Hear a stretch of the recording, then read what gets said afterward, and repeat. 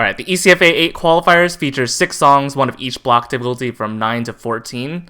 This chart is the finale, Primetime, the 14, charted by DVogan, who I actually have on with me today. How are you doing, man? Pretty good, man. How you doing? I'm doing alright. Not doing alright thinking about this chart or playing it, but I'm doing as good as I could be. Come on, it's not that bad. So my ITG hard drive died last weekend, so I still have to reinstall the OS again, so I'm being saved from playing this chart right now. For now. I'm delaying fixing it. But do you want to give a brief introduction about yourself? Oh yeah, for sure. I've been playing since like 2007, roughly. I started playing DDR because the people that I played Magic with played, and then the people that I played DDR with showed me ITG. I loved ITG pretty much immediately, and I started making charts probably like a year after that. All of my old charts, I hope no one ever finds them. They're really bad, and my music taste is a little questionable too. Maybe that hasn't changed since I put Mr. Toot out there into the world, but your pre-tech support charts, right? I mean, yeah, I guess there's a lot of like the Bimani I think are still like pretty cool. So one thing that I think is a little weird is like when you have to be kind to your old work, like be kind to the you that made stuff in 2013, even if 2021 you thinks, yikes, I would never put that out into the world. Yeah, I don't know. I really like making charts. It feels similar to me to like making music, which I've done some of in my life too. So like it's just fun. I like sharing music that I like, or like making people have to play jam reggae AMD swing mix in a serious context. Like that's pretty fun. When you think of regrettable charts, is there one that comes up in your head right away? This is gonna sound weird, but honestly, Ghost Voices. Not because I think it's bad, but just because like I think that song deserved way better than what I gave it at the time. That was in tournament packs too. Yeah, I don't think it's a bad chart, don't get me wrong, but like I think that there's a lot of times where like a really good song saves a sort of mediocre chart. And so like if I'm making like I want my charts to be technical because I like doing that stuff.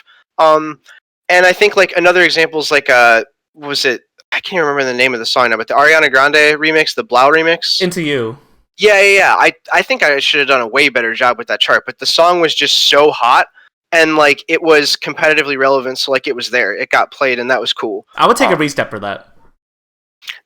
I would really like to go back and take like a handful of charts like that and redo them. So or just new Ariana on that one. Or just new Ariana Grande charts. Period. That could happen too. So how did you stumble on Primetime? You actually play a lot of Pump It Up as well, right? Yeah, and the person I play with, Matt Miller, it was actually because of him that I stumbled on this song. So we went, this was the last time I got to go to an arcade out of town before COVID became a thing.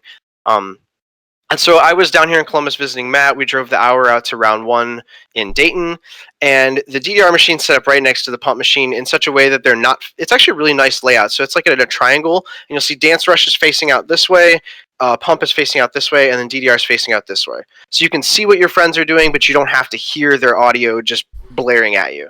And I was done playing DDR for the night. I think that was right around time of KSC qualifiers. And I came over, and Matt's just playing Primetime over and over again. I was like, dude, what is this song? This is incredible. I fucking love it. And he told me, and I went home, and I started stepping it like immediately after we got out of the car from the drive. Like, I mean, it's a compilation of songs, really. Yeah, it's a ton of songs from Pump, including it's like 1950s in there.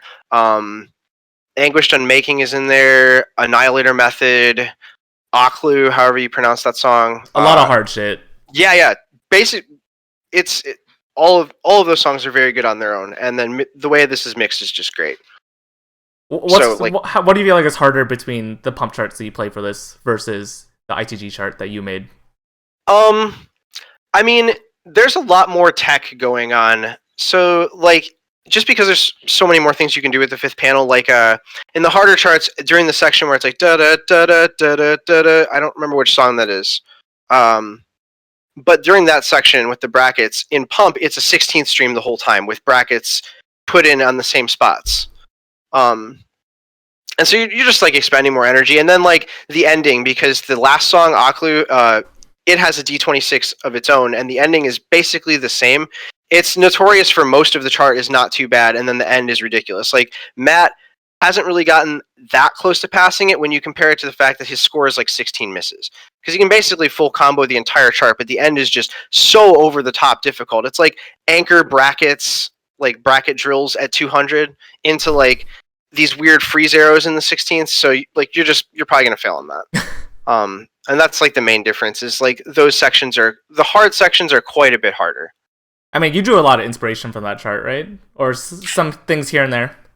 Yeah. I mean, I think that like you're gonna see some similarities when people chart like the same thing. Like even if I hadn't seen the chart, like it's just gonna inspire some of those same ideas if you're familiar with music games. But definitely there were some parts of it that I wanted to keep, like stuff with the skips during the Sight de la Rue section, and like representing those high woo sounds in the background, not to be confused with like the Ric Flair woo sounds. All right, well, we didn't come here to talk about Pump. We came here to talk about, custom 4-panel charts. So what we want to do is I'm going to have us, do maybe 1 or 2 pass-throughs of this. We'll just kind of look at this chart from a high level. And then I have some advice for people who are going to approach this, because a lot of people are trying the ECFA qualifiers, and we know for sure that since this is the 14, it's the hardest chart. A lot of people are going to struggle with it. So, I have some advice, and then Derek is also here, maybe has some insight on how he intended things to be played, but also just like maybe some insight on some charting decisions as well. Sure. Cool. So let's do this first pass through, and we'll see if we need a second one. I do not have the ECFA like tech radar ratings on this because this is not the ECFA theme, but I know that every number is very high. I'm actually not familiar with that. I can tell you more later. So right away, like this chart features a lot of scroll gimmicks. This was pretty much right when I got into introducing those into my charts too, so I really wanted to like mess around with it. My first experiment with that was the Halloween stuff. Yeah.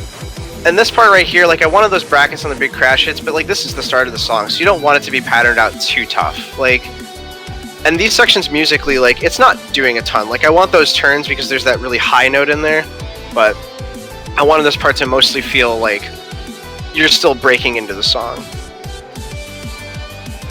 Yeah, still a lot of like, one-off turns in the beginning.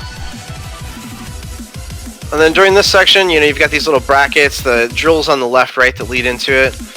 I like if you add in the last quarter there, it makes that stop feel pretty nice. Yeah. Why are there turns here? Because for the most part, it doesn't really matter whether there are turns or not. Because they're just these little 8th note freezes, like people are either going to jump and cheat them or they're going to do the turns, and either way, it's cool. It's the same thing as like Oasis, Right. Like, so the pump chart doesn't do this slowdown here. This is something that's like, I don't think is done in any of the pump charts. Yeah. Here's the section with the turns. I really wanted to put some of the crossovers in. There's a lot more crossovers in the pump chart here. But I wanted to put in a couple of them without going over the top. And then here, I mean, you're getting hit with the 16 measure run. How do those down switches feel for people? Like, what's your opinion on those? Because like, when I played it, they feel pretty nice. It doesn't seem like they trip too many people up, but... I mean, it's the least offensive type of foot switch that you can put in. For sure. I imagine it's probably a lot spicier on a sight read, like when you don't know that's coming, you're like, oh, nice. Yeah, I mean, same goes for those turns, right? So... This part is really supposed to feel like a nice little chance to breathe. It's the same way in the pump chart. That's how the song is like structured. It should be, but when I work so hard on that stream, like reading slow is really hard. Yeah, it's hard to go from like, we're doing all this movement to I need to chill out and I need to take these measured steps. But it is a really nice break until the last stream. And then once that hits, you're doing this for the rest of the time.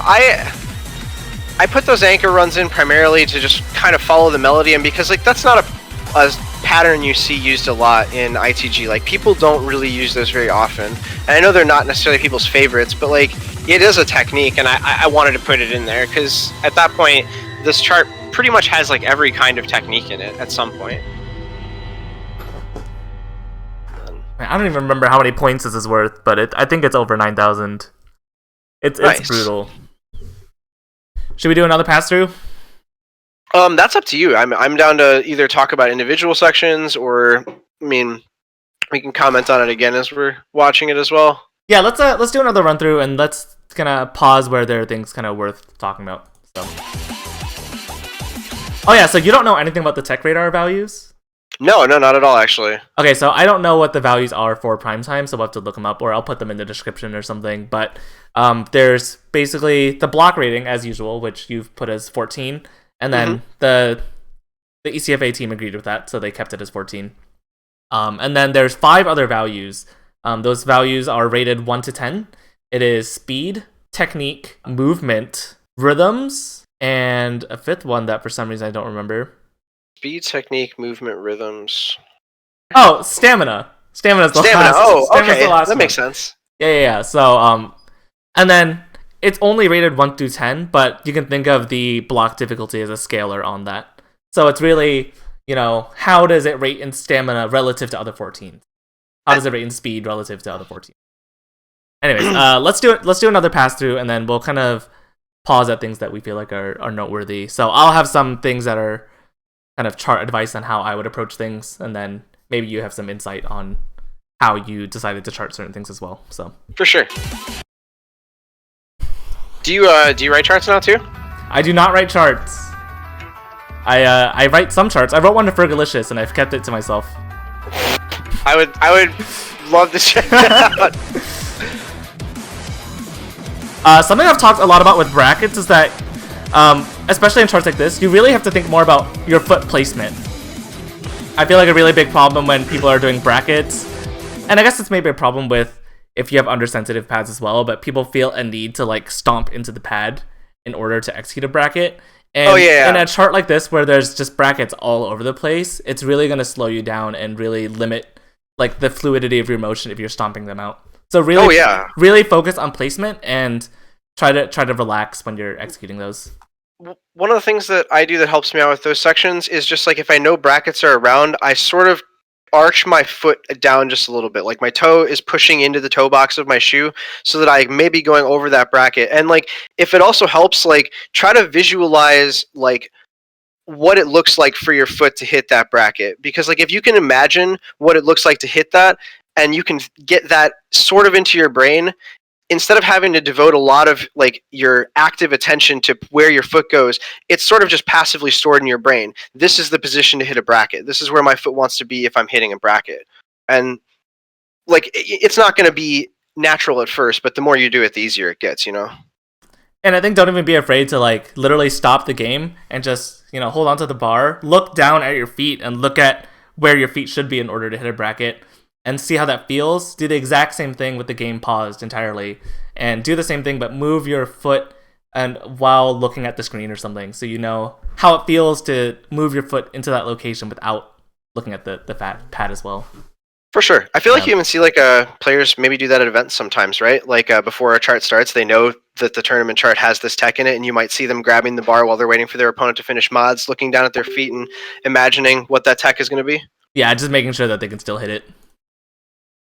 Yeah, for sure. Let's keep going. Yeah. Brackets are pretty much the only thing that's going on in this section too. There's your first crossover. Some of these early turns, I call these early turns, just cause, let's see here, let me find a good point to pause. Yeah, kind of like this thing here where if you're double stepping a lot of 8th notes, it's really easy to set yourself up into this, hitting this up arrow with the right foot. But if you do that, then it kind of sets you up really poorly for starting this turn, because this turn is actually supposed to be played starting with your right foot crossed under. Mm-hmm. And like I said, this shows up in Upshift Yunosuke, the 12. So, I mean, I guess if you're good enough at double stepping, then you can kind of like cheese your way out of it. But generally, I can only get 15 millisecond timing if I'm doing the turns. Like, I'm not quite as talented of double stepping, especially at 190, as other people are. So it's good to be mindful of where these holds are, because it's not like some turns start you facing forward and then spin you over and then spin back. Like, this one starts crossed over, so there's no chance for you to, you have to know ahead of time. There's no setup. That's why, like, I want the hold to be there. Is like it follows the music that note that's sort of happening in the song, but also it sort of gives you a cue. Hey, this foot is supposed to stay here, and the other foot is supposed to hit that next note. Oh, that's a really good way to think of it too. Yeah. Dude, DVogan giving you the little tips, the little hints in the chart, like visual cues. My brain is way better at this game than my body is. Yeah, that was another one there. Mm-hmm. But it's nice because you're on the hold, so your foot's planted. Yeah, that was another one.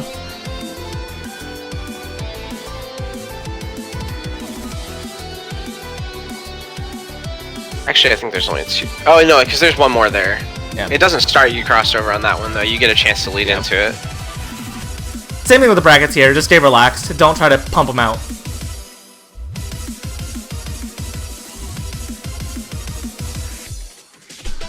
Some of the advice I have around the scroll gimmicks is that it doesn't affect any of the rhythm colors. So quarter notes are always red, eighth notes are always blue. So definitely you take advantage of the rhythm colors to know where the... I guess you don't even have to worry about where the slowdowns and speed-ups are because the rhythm colors are always the same. That's why I like the scroll gimmick so much more. I love scroll I feel like it gives you... Part of what's so jarring about slowdowns is because you see 30-second notes coming at you, and you're like, what 30-second notes at 200? At like, 190, that's awful. Yeah. But that doesn't happen. Now it is what it looks like it is. And you can use the gimmicks to kind of tastefully accent all these cool little bells and whistles in the song. Yeah, because it is a little bit jarring at first to see this because all of the note spacings are the same.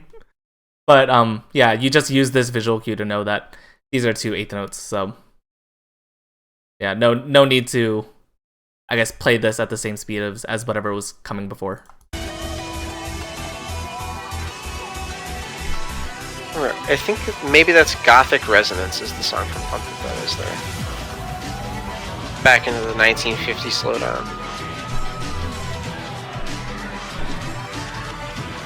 It's kind of the last break you get for a while. Man, this section is so hard. I got thoroughly waxed by this section the first time I got to play it on pad. I was like, oh, that's a lot harder than I thought it was going to be. Yeah, I mean, what are the crossovers going to on this 12th note section? So, bump, bump, bump. It's the highest note in that melody each time that it happens.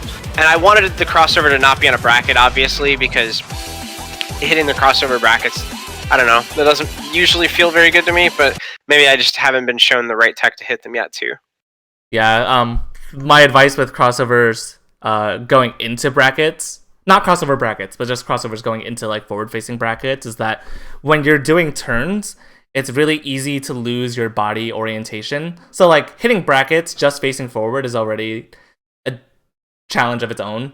And then when you're doing crossovers and like losing your place, you're kind of like adding a layer of complexity to it. So you have to really make sure that when you're doing these turns, that you're not swinging so wildly that you lose control of your body orientation. I personally like to try to keep my upper body facing forward. I'll try to let as much of my rotation come from the hips as I possibly can. And then that way, when I go to do the brackets, it's not like I'm, swinging my hips all the way out to like get the correct foot placement. It's really about minimizing and like trying to stay centered. Oh yeah. That's I'm really glad that you like talked about that in the way that you did too. Like one of the things that like when I started getting decent with crossover type stuff, I remembered a drill that I used to do from football where you'd have to like start off running backwards and then be able to snap your hips but keep your body facing forward so that you're still watching where the ball would come from, right? And it's like the same sort of thing here. Like if I can keep, like I like to put a lot of my weight onto my arms when I play. Like as much of my weight as possible is going onto my arms, and then I'm trying to keep my body, like my upper body, in a certain position while my legs can sort of move around and do what they need to do. And that's like the exact thing that you were just talking about. Didn't you PFC Healing Division Oni? Yeah. Actually, that's my pinned tweet still. Oh my god. I had some pretty gross MA on it too that day, but not the time that I PFC'd it. I got like 20 something just in the slow part during the time that I got it. I mean, that's a lot of the same principles, right? Like you have to maintain your body composure very stable because your body is just swinging, and if you lose control, like it's game over. I had been trying to get it the whole day, and my friend was taking videos for me, and finally I was like, yo, let me see that real quick. I want to watch one of those videos. And I noticed because in the patterns in that are like, it's going like this, right? At 180 BPM, you're going back and forth.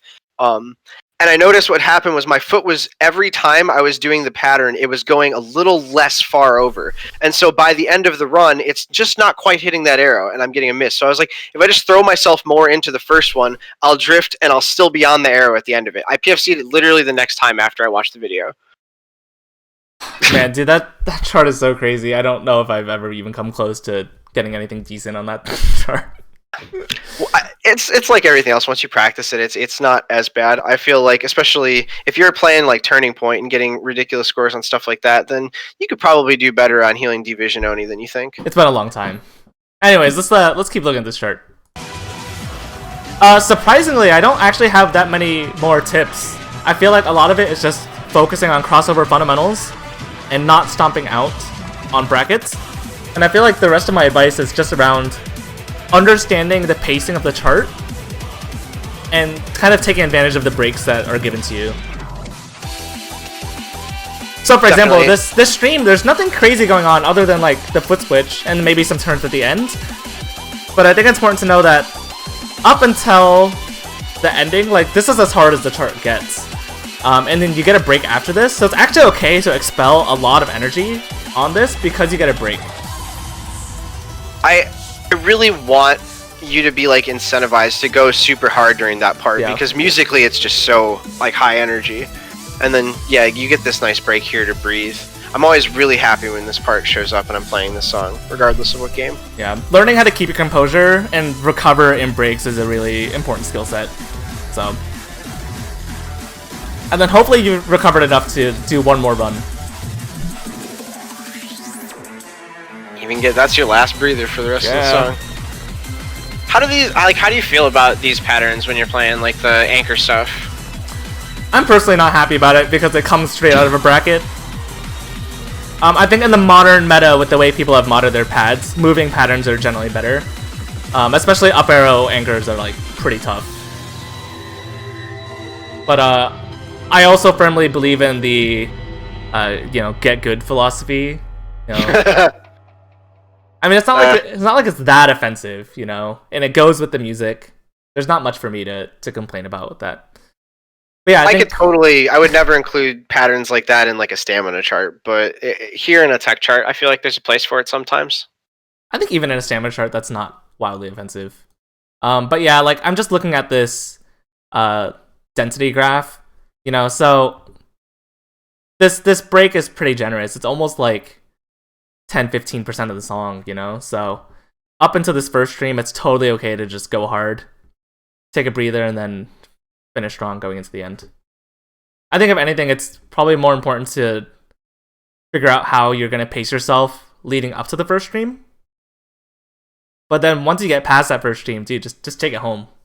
Like the next run is the same length, it looks like, with kind of a break. Yeah, I think they're both 16 measure segments of the song. You get the Derek version of an Ian break, which is like there's a bracket, a 24th, and a bracket in there. Same thing, right? Did you have any other talking points about this chart? I mean, like this chart is incredible. But... I mean, like, what else would you want to talk about with it? Because like, I guess you could talk a little bit about like the gimmicks, but I don't think that that's too much of a factor with this song. They're just like, it's just a little thing that like once you've played it a couple times, you probably don't even really notice that they're there. Yeah. I guess maybe the last thing I might want to bring up is, you know, do you have any additional advice for people maybe tackling this chart for the first time? People who are kind of breaking into 14s, tech 14s. I think what you're talking about with like having a plan for pacing yourself. If you're trying to pass something in any one of these dance games, I think it's important to like understand that passing something and going for like a new high score and going for like a very high score, they're all sort of different ways of playing it. And so like if you're trying to pass this for the first time and you're going for like even like FA pass or just any sort of pass, like having a plan for how you're going to break down your energy and knowing, okay, I can breathe here. I'm not going to have to go super hard. Maybe you know that you're not particularly good at brackets. And so like you expend a little extra energy during the bracket segments and you say, okay, I'm going to have really tight form on these early 16ths and I'm not going to kill myself going for those turns. Just expend low energy there. I think that's probably the most important thing. It's like once you're breaking into passing stuff pretty easily, it's all about just getting the tech down. Yeah, I think something I noticed about this chart is that even compared to other, honestly, like even modern 12s and 13s these days, like Primetime is not actually particularly offensive. It's just because it's at 190 and there's like 2 streams in it. Otherwise, not particularly offensive. So I think if anything, it's good to kind of step back and play your 11s and 12s to develop your fundamentals on brackets, for example. So that way, when they show up in a 14, your bracket technique is no longer something you think about. You just execute it. And then that way, you can focus more on the parts of the chart that actually qualify it as a 14, which is primarily like those 12th note crossover bracket runs, and then the streams at the end. I imagine that like stamina would probably be the highest of the numbers for this song then. Yeah. Like I'm not having seen it, but not speed for sure. But yeah.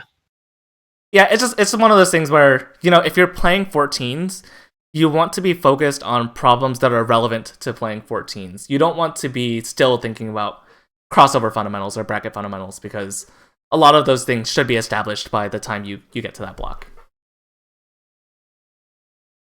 Yeah. Sound of voice. Well, it's really cool hearing, like, I've also just, like, having seen some of your videos, your form is, like, really good now.